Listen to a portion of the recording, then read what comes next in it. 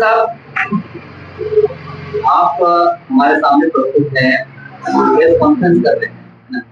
हमारा एक सवाल रहेगा शिक्षा से जुड़ा हुआ सवाल कि शिक्षा जगत में जो है किस तरह का ये देश में परिणाम देखने को मिल रहा है। क्या वाकई शिक्षा जो है उन तक पहुंच रही है जरूरतमंदों, या तो शिक्षा का कहीं कहीं व्यापारिक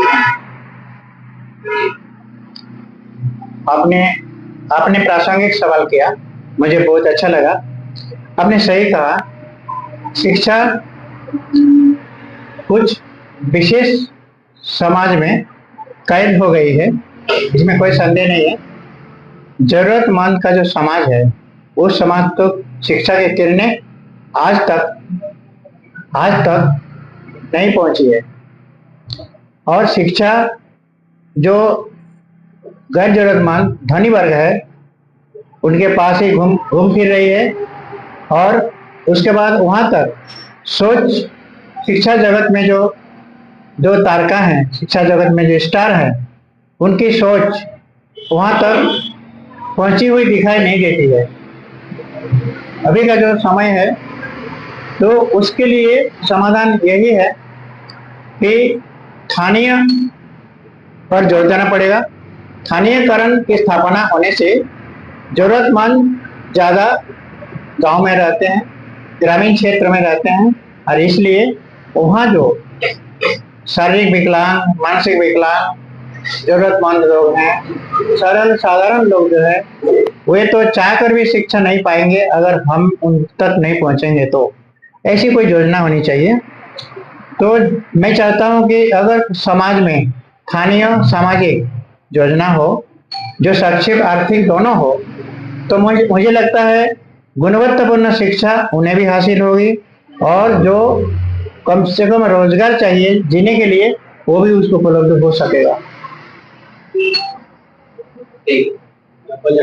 एक महत्वपूर्ण है कि बजट पर तो देश का बजट जो पेश हुआ है, वित्त मंत्री ने जिस तरह से बजट पेश किया है, बीजेपी ये कह रही है कि ये बजट जो है आम जनता का बजट है और बहुत राहत देने वाली बजट है। कहीं न कहीं जो 12 लाख की जो बजट में आया है मध्यम वर्ग के लिए एक राहत वाली बजट है।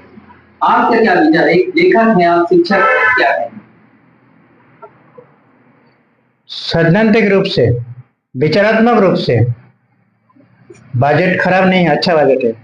मगर व्यवहारिक रूप अगर देखें तो आसमान से टपक के तो किसी जरूरतमंद के पास नहीं आएगा। उसके लिए निश्चित व्यवहारिक स्थानीय योजना चाहिए ताकि इस बजट का लाभ जरूरतमंद तक पहुंच सके। आज जो मध्यम वर्गीयों की बात हो रही है, मध्यम वर्ग एहसास कर सके कि सचमुच बजट मेरे लिए ही बनी है। केवल सैद्धांतिक बातों से आप किसी को भरोसा नहीं दे सकता, जब तक उसका व्यवहारिक रूप देखने को नहीं मिलेगा तब तक नहीं। इसलिए जब बजट चलता रहेगा और उसके बाद मैं आग्रह करूंगा पत्रकार दुनिया को, पत्रकार जगत को, इस समय आप लोग पूछिए जो बजट जो है उसमें आप लोग क्या अनुभव कर रहे हैं, उनका क्या फीडबैक होगा, तो आप लोगों को सच्चाई पता चलेगा कि वास्तव में सही था या नहीं था, या समयानुकूल था या नहीं था। आपके अनुसार बजट में क्या कुछ प्रावधान होने चाहिए? हाँ, बहुत अच्छा सवाल आपने किया, मेरे मन की बात है। मैं चाहता हूँ जो टैक्स पेयर है, टैक्स पेयर के लिए कोई राहत नहीं है। आप मान लीजिए 4 lakh monthly, sorry yearly tax दे रहे हैं, 5 लाख दे रहे हैं, 8 लाख दे रहे हैं, बहुत मिलेंगे। और नौकरी पैसा लोगों में ही मिलेंगे, ऐसी बात नहीं है, उन्हें मिलेगा। उन्हें क्या दीजिए, आप तो कुछ उसको दे नहीं रहे, प्रोत्साहन नहीं दे रहे हैं। तो जब हम बजट देते हैं, टैक्स देते हैं, तो उनका राहत देना चाहिए 2 चीज पर, आवास पर और शिक्षा पर। अगर बोलते नहीं, जो टैक्स पे करते हैं उनको हम आवास फ्री कर देंगे, अगर आवास चाहते हैं आवास फ्री कर देंगे या शिक्षा फ्री कर देंगे, ये होना चाहिए, क्योंकि टैक्स देते हैं इसलिए। और ऐसे भी टैक्स का, मेरा अपना टैक्स क्यों ना हो, टैक्स का 4 हिस्सा करना चाहिए सरकार को।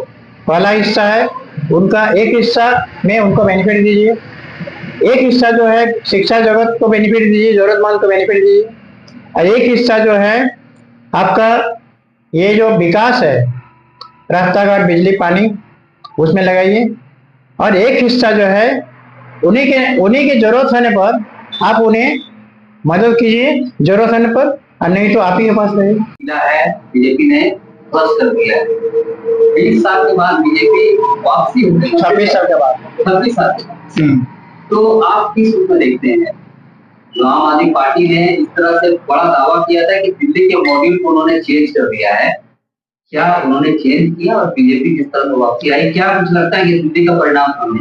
देखिए, परिवर्तन का सपना दिखाना, परिवर्तन का सपना दिखाना और परिवर्तन करके दिखाना, दोनों आसमान जमीन का फर्क है।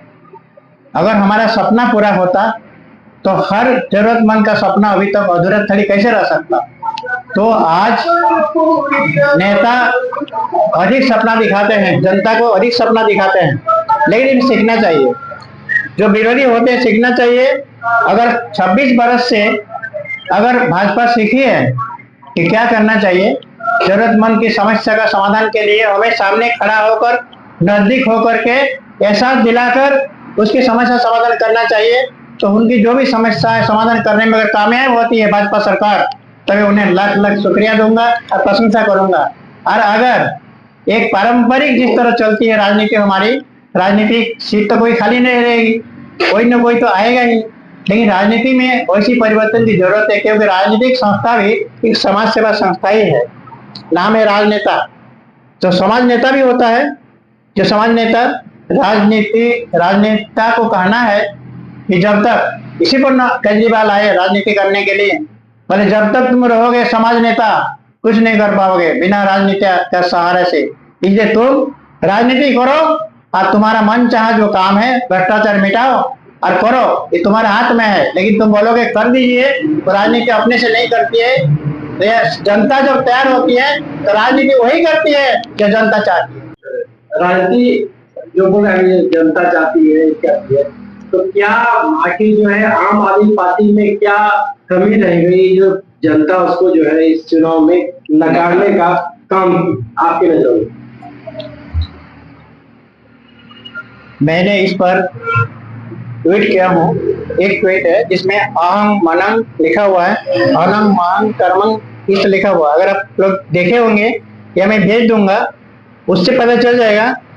अगर किसी का इस पर इसका अर्थ को समझना है और उस हिसाब से आपको सेवा करना है, तब कठिनाई नहीं होती।